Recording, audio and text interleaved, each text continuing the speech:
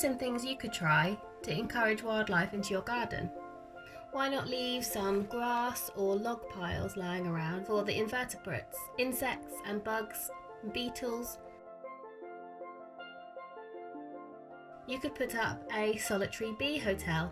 You can already see where the solitary bees have laid their eggs and packed it full of mud. It's very busy.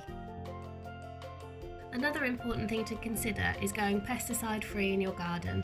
Insects are an important food source for other animals in your garden, such as birds and hedgehogs, so you want to make sure everybody is welcome.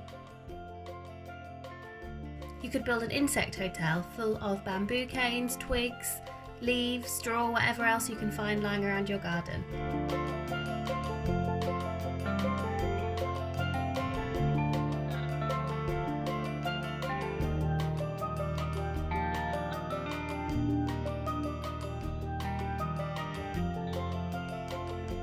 A pond, no matter how big or small, is a great way to encourage wildlife into your garden.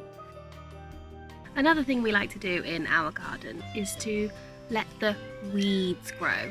After all, what is a weed anyway? If it has a benefit for wildlife and for nature, then it's okay with us.